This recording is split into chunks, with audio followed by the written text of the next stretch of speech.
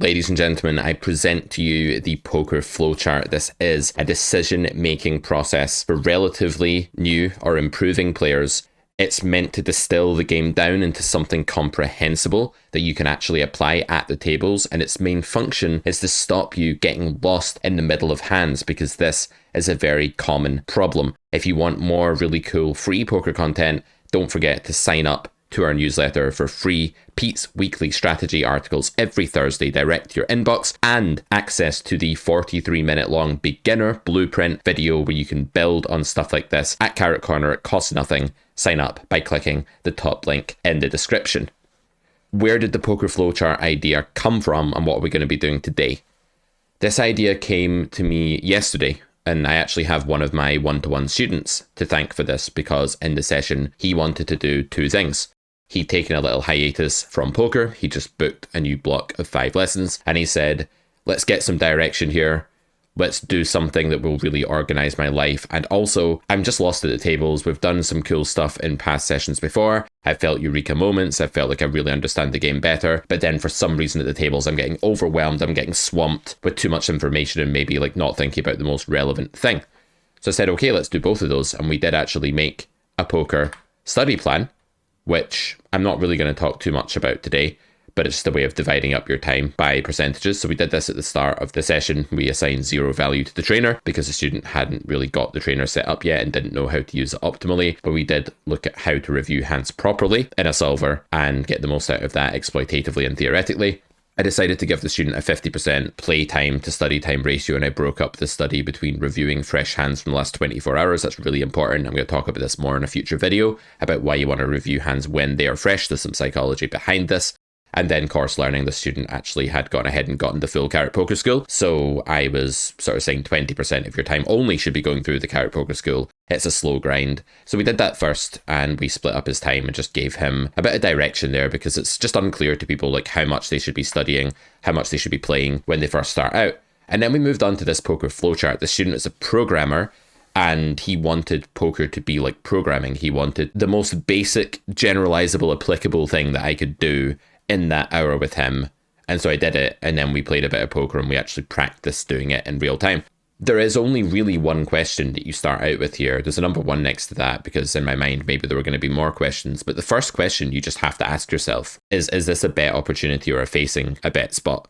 Because it's one or the other, right? Either you have a genuine chance to bet, or you're facing a bet. Now the third possibility is that you're procedurally checking, like you called out of the big blind and you're going to check your range on over to the aggressor. And that's kind of like we don't need to talk about that, right? You just check and that's done if you're not building a donk strategy. More on that in some other video in the distant future. Once we've established that it is a bet opportunity over here, the first thing we want to do and need to do is look at these 3 boxes here.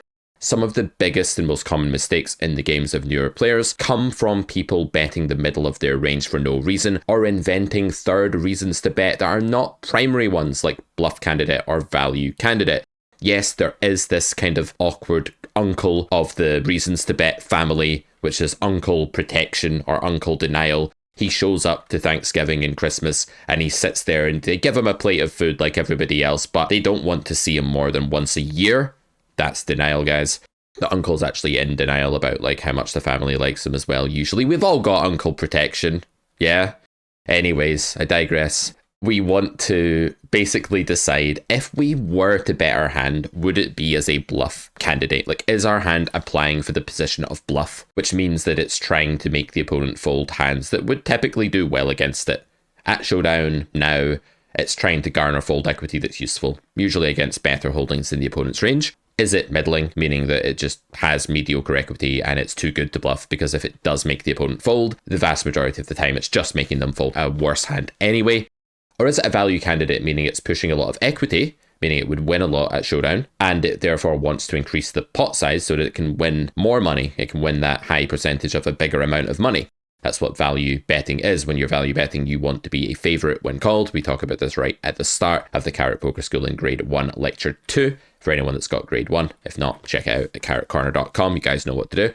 And we want to talk about equity when we're value betting. That is kind of the be all and end all. But let's start off with bluffing, right? So if we are deciding, we have a bad hand, we have a hand that's not likely to do very well at showdown, it's lacking in showdown value, it doesn't have enough showdown value to be a middling checking hand. And the reason I've put a little arrow here is that whether your hand is a middling checking hand, like it's mediocre equity, has showdown value, that is actually part of deciding whether to bluff your hand. So if your hand has too much of that middling property, like it's too good to be bluffing, then you shouldn't be bluffing it. And you want to avoid inventing reasons like, but I want villain to fold because it would make me feel better. He's only folding worse hands. Yeah, but it would make me feel better, right? So we want to avoid that pitfall.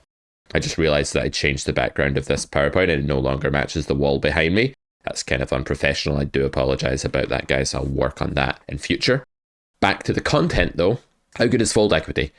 I mean, come on, this is obvious, right? Like if you're bluffing, you should be assessing how good your fold equity is.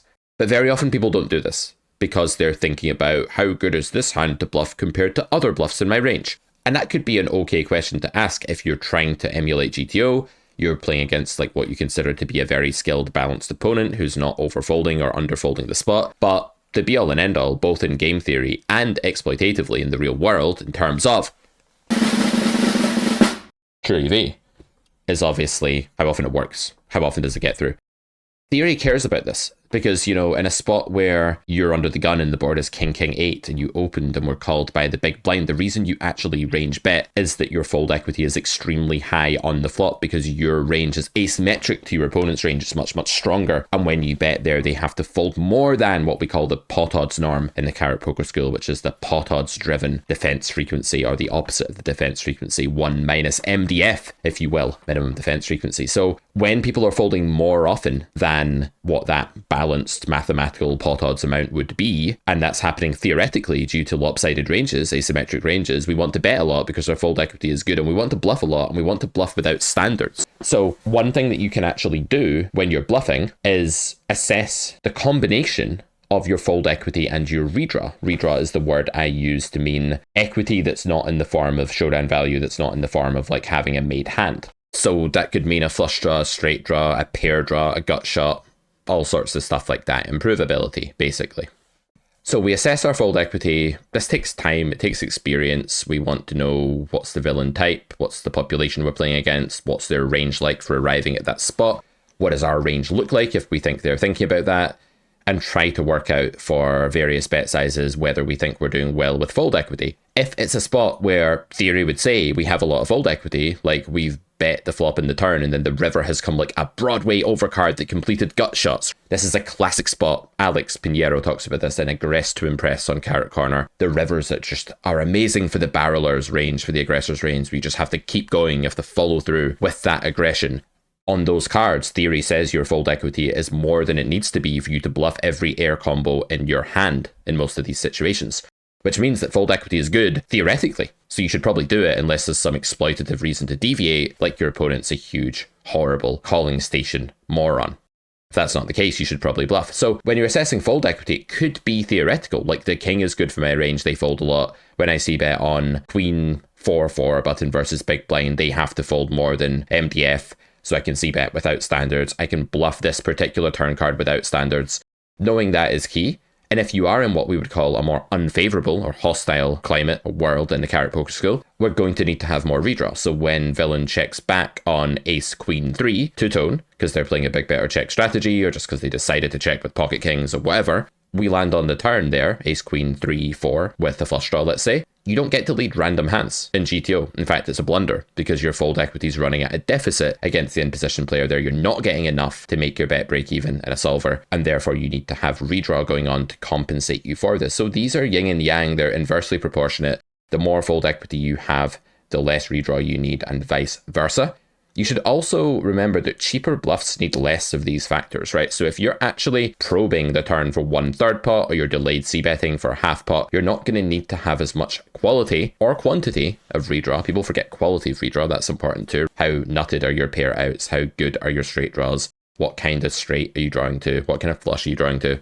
When you're betting smaller, you don't need those things to be as good.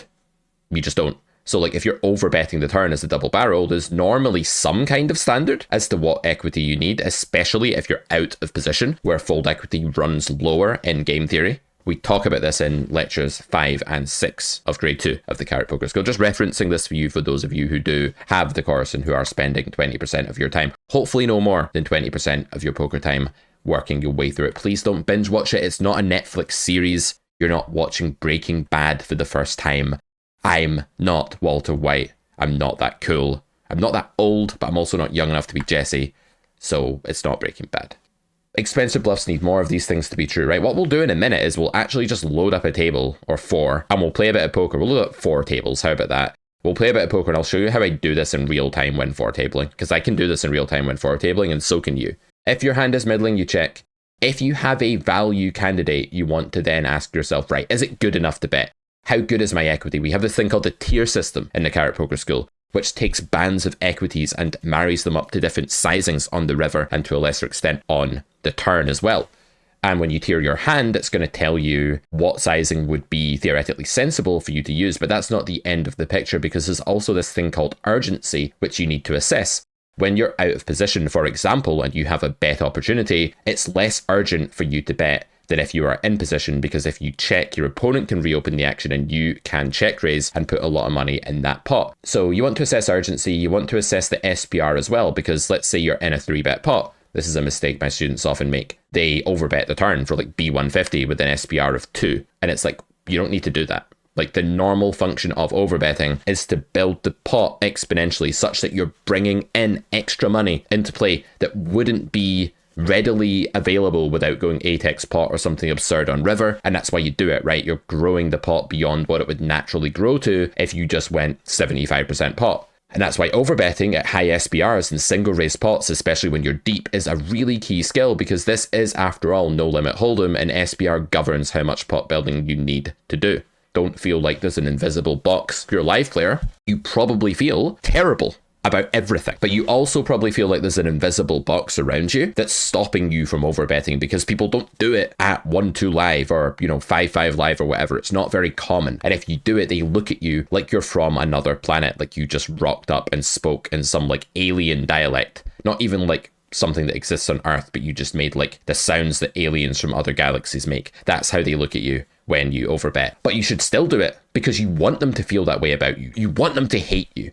You want them to think that you're some kind of freaky, nerdy poker boffin, because you are, because you're watching this video, you're listening to me, and you've got to the 13th minute and 43rd second of this video, whatever it is after editing, so you must be.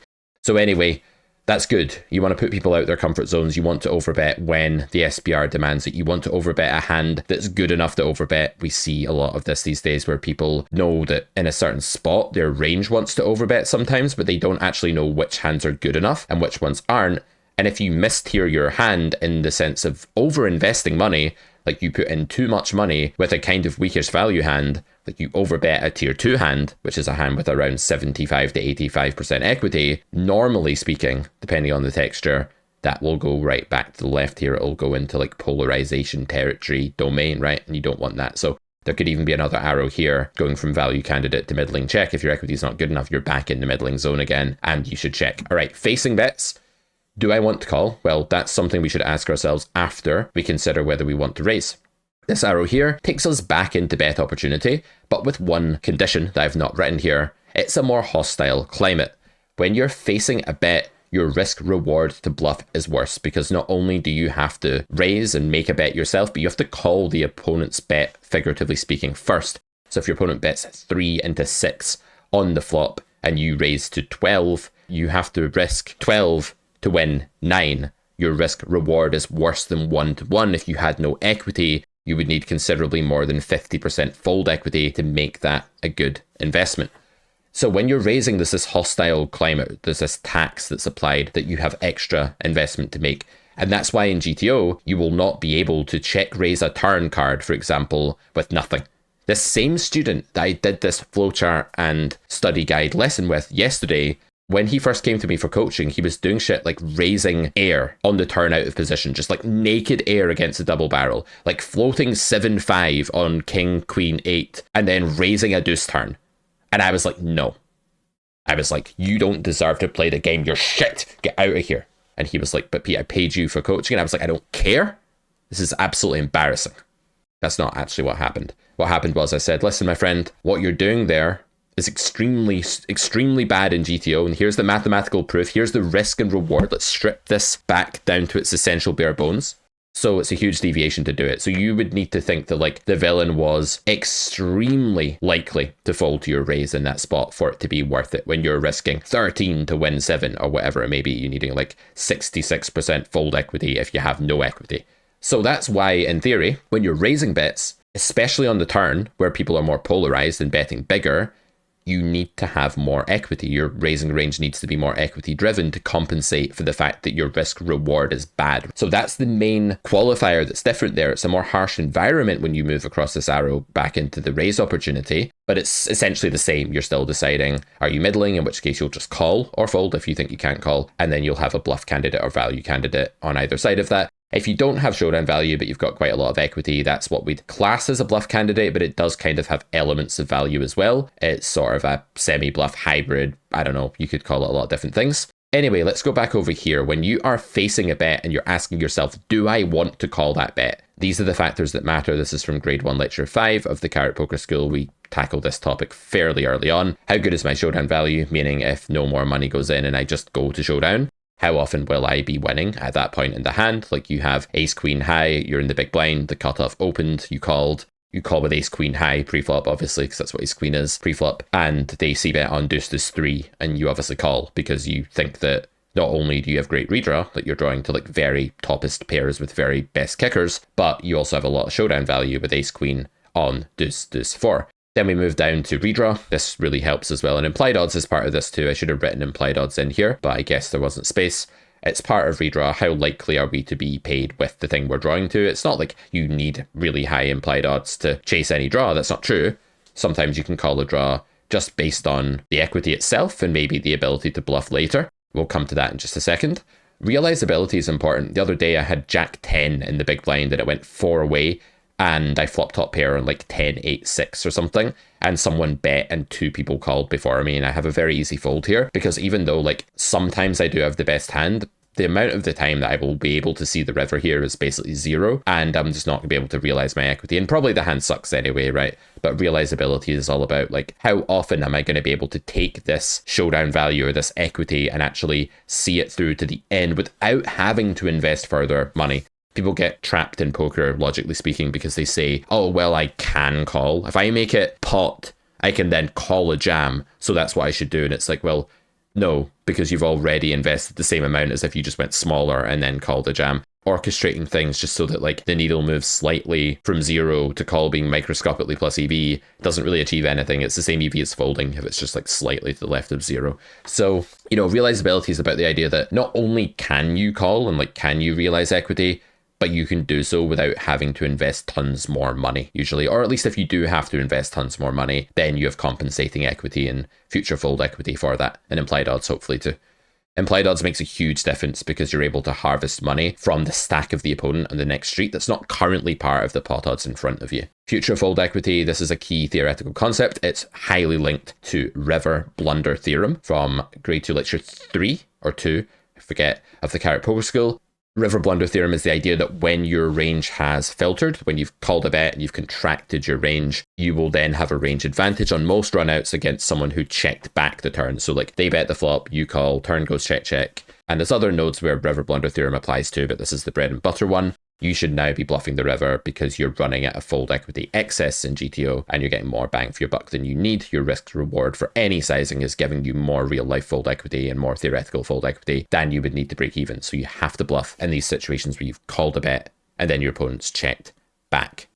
I talked about this in my video that I made on Hungry Horse. Not Hungry Horse's channel, but Mark Goon's channel. He's not called Hungry Horse. It's actually devastating news.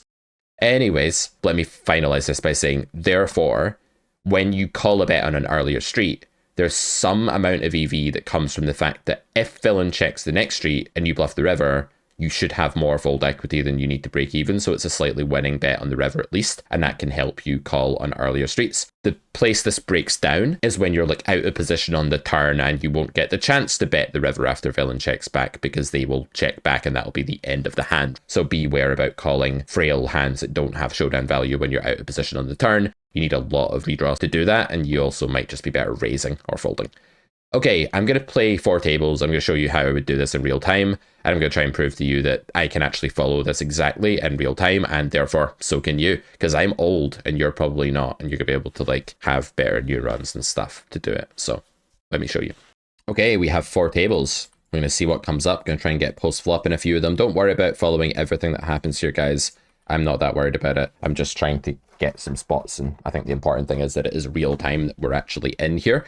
Hand is middling here. You can actually bet here, but like, let's follow the middling protocol and just check this hand against a weaker player. Exploitatively, it might be better as well because they're leading a bunch of stuff. So in table 4, we're going to be checking turn as well, because we're assessing our hand. We're saying if we did bet, it would probably be a value candidate, but it's just too low down in equity. It just doesn't have enough equity. So we're going to check. With third pair, can we bet now? I think now, like betting 1 big blind, like we're tiering our hand, right? We're saying that the hand is thin for value, obviously, but it's probably coming in at about 66% equity or something like that. And that's enough to bet 1 big blind. I don't care that like GTO doesn't reopen 1 big blind in position there. The only reason it doesn't do that is that it thinks the opponent's going to be raising and slow playing and attacking them sometimes. It's probably not going to be happening. I think we do call king, queen here, the implied odds here. So this is the facing bet part of the game tree.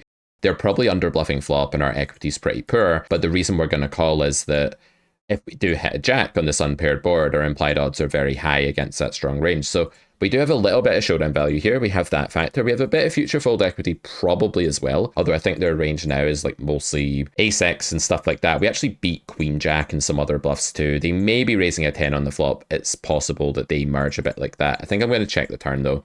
But yeah, we call flop because of that combination of showdown value, improvability, and implied odds. We just think it's sufficient.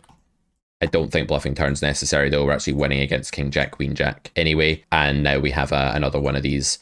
Do we have enough equity to call against the opponent's range spots? There's a separate tree for bluff catching. It's such a complex topic that I would have a more intermediate level thought tree for it, which we can go through in a future YouTube video if you guys like. But this is a very, very, very mandatory fold against this pool.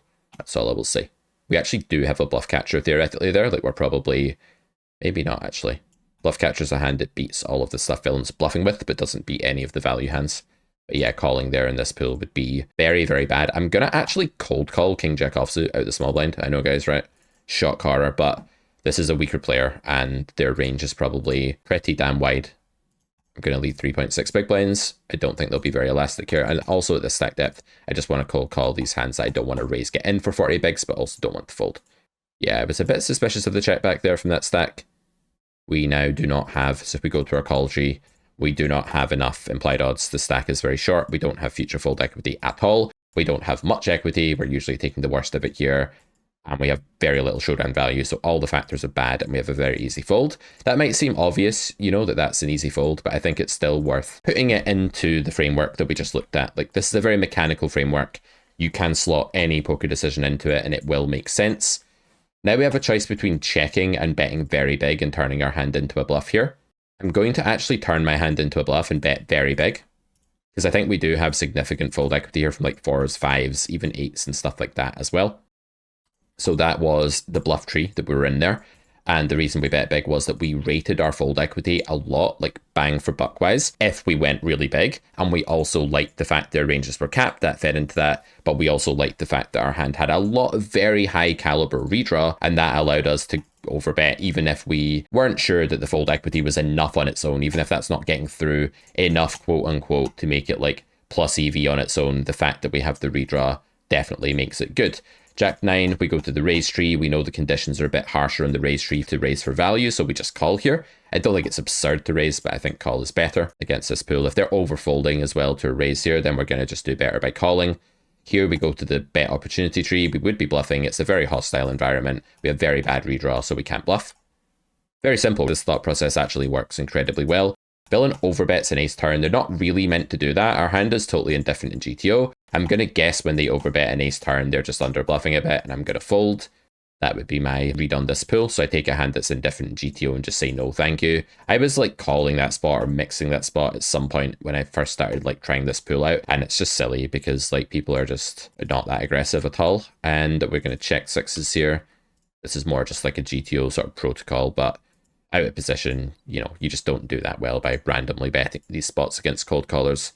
People are betting enough there that I probably do want to check call. I'm going to decide that my hand is still too mediocre to bet on the turn. It's going to fall into that would be a polarization error to bet, at least if I bet big. And I think people are going to be pretty just stab happy now with like random shit. So calling, I'll probably fold on the Queen River, but it's a bit annoying. The Queen of Diamonds specifically against this sizing.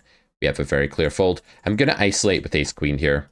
Isolate squeeze because the hand doesn't play amazingly 3 or 4 away, and we do want to isolate this cold call range here that's really weak. Cold 4 bet, we're going to be folding. So yeah, hopefully I'm not going to play for very long here, but I'm hoping you guys are getting the idea of how this works. Like when we get post flop, we are using this very same tree that we've just outlined, right? So we get called by the pre-flop raiser here, which is not what we wanted to happen. We get monotone Jack 9-5, which is not fantastic. What I'll do though is I'll just go ahead and bet very, very small here, and this will cause some immediate fold equity from the bottom of villain's range, and it will also give us some timing tell information, etc, etc. Villain calls very quickly here, so even though we don't have a heart and we probably don't have a triple barrel, in theory I think tripling this spot is actually going to be quite good in practice. So I'm going to bet this sizing on turn. I expect this just to get through a lot immediately, and if it doesn't, we'll actually shove the river. And I think there I'm rating our fold equity with the triple barrel line as just being pretty good. That's what's happening there. Going to block the turn here with the gutter.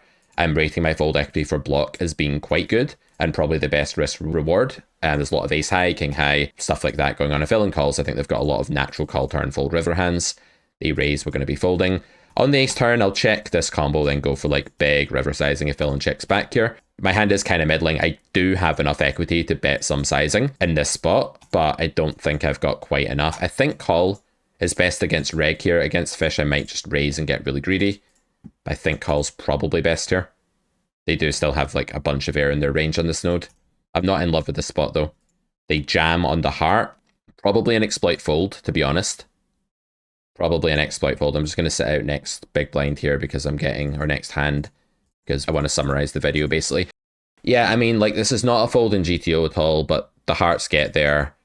It's not an aggressive pool. We have a bluff catcher. I'm going to go ahead and just fold my bluff catcher there. We were going to c-bet this board. It's quite hard to four table and talk. But yeah, I just rate my equity there with the bluff catcher as just not being sufficient. We need about 36% to call that sizing. And honestly, I think we're going to run into ace-x or a boat there. Ace-x that beats us a flush or a boat more often than that. God, what is going on here? We are facing all kinds of weird shit here. Close spot, facing overbet, with a redraw that's not nutted, with low showdown value, so we probably have to bluff river again if villain checks river. And I think again, like we're running into like the top of people's ranges a lot in this little mini session that we played there. So anyway, that was me trying to do that while four tabling.